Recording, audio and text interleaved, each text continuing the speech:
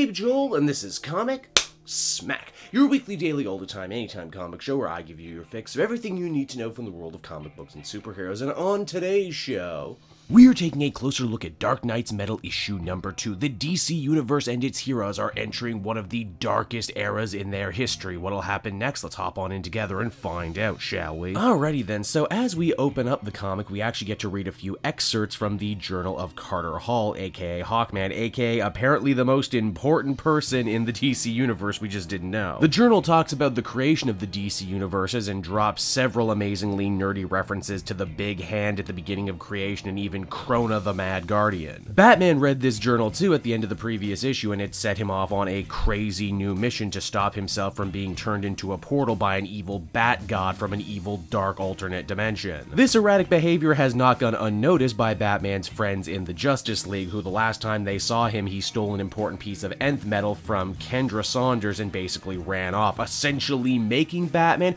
public enemy number 1 in the DC Universe. Batman will end up leading the entire superhero community in one giant wild goose chase all over the world, assisted by the different members of the Bat family dressing up as Batman and even some devices that mimic Batman's own heartbeat. Why is Batman so paranoid? Why is he going this alone even when he has all of his friends around him? Well, he says that he's been terrified of this moment ever since Darkseid's Omega Sanction sent him back in time. It was at that moment Barbatos, the evil Bat God, first saw him. But that wouldn't be the end of it, as we soon discover key moments from Batman's life during the Scott Snyder run on the character were all meant to prepare him to become the Portal. When he drank from the well in the Court of Owls maze, that was a piece of metal getting into his bloodstream. When he and the Joker fought over the Dionysium, that was another piece of metal. When Batman, Duke, and the Joker all used his crazy resurrection machine, yep, you guessed it, that was another metal. That's also why Batman blamed himself and freaked out so hard when the nth metal got brought up. Now there's only one more piece of metal that he needs to be exposed to for the ritual to be complete. Now while this is going on, the Council of Immortals, led by Vandal Savage and other descendants of the original Bat and Bird tribe, are dealing with the metal conspiracy in their own way. And oh, look at that! They're meeting in the freaking Legion of Doom headquarters from Super Friends. How amazing is that? They really are drawing from every piece of continuity. Vandal says that Batman and the superheroes can't be trusted to deal with the coming of the Dark Universe, and because of that, they need to take the Anti-Monitor's cosmic brain, which they have, and fire it at the Rock of Eternity, in doing so destroying the Dark Universe. Shockingly, it's Ra's al Ghul of all people who actually speaks up for Batman the Great Detective, saying that if anyone can solve this problem, it's him. Oh, Ra's is half right. Batman has a plan. The only problem is that plan is freaking insane. Bruce goes all the way to the resting place of Prince Khufu, aka the original Hawkman, in hopes of procuring his famous nth metal mace, a weapon that in the past was actually used to battle against Barbatos. That's all well and good, but Superman and Wonder Woman have a problem when Batman's next part of the plan involves him using the little baby Darkseid left over after the events of Darkseid War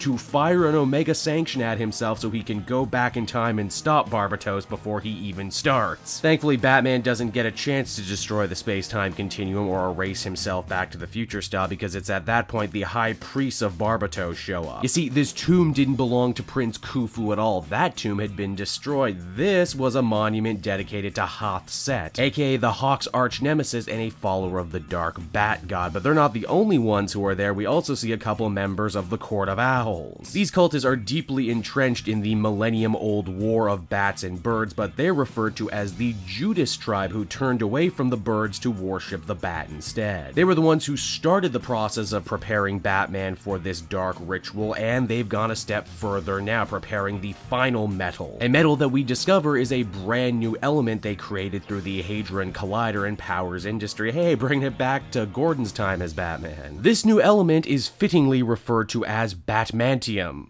Batmantium. Yeah. Hey, I didn't name it, don't look at me like that. With all that done, the ritual can finally take place. Batman opens up and becomes a portal to allow in Barbatos's most evil followers, the Dark Knights. Twisted, hellish versions of Batman himself that represent his own fears, nightmares, and shortcomings. And as the comic winds down, the Dark Knights make short work of Superman and Wonder Woman. So that was Dark Knight's Metal issue number 2, everybody, and much like the issue that preceded it, Scott Snyder has crafted us a continuity-laced tour de force. course. And not just comic books either, they're drawing references and Easter eggs from all over the place. It's really rewarding if you're a fan of everything DC Comics. And you know what, even if you're not, I think the story reads just fine. I dig this idea of Batman being hunted by his friends. It allows him to be the center of the story, and yet lets everyone else shine in trying to catch him. I also really dig the design work on the Dark Knights. They're probably some of my favorite newly designed villains I've seen in a long time. I hope their characters can match just how cool they look. Overall, I feel comfortable giving this issue an 8.5 out of 10. It was pretty solid, and I can't wait to see where the story goes from here. So that's Metal, everybody. I hope you enjoyed it, and as always, want to check out some of the other videos I have available on the channel. Then you can follow me on Twitter at CapeJoel, and if you're in the market for some good comic book trades and don't want to spend a bundle, please use my book depository link down in the description. Not only will you get some cash off, but you'll help support me at the same time. And until next time, everyone, this has been CapeJoel. Thank you so much for watching, and I'll see you all again later. Bye-bye.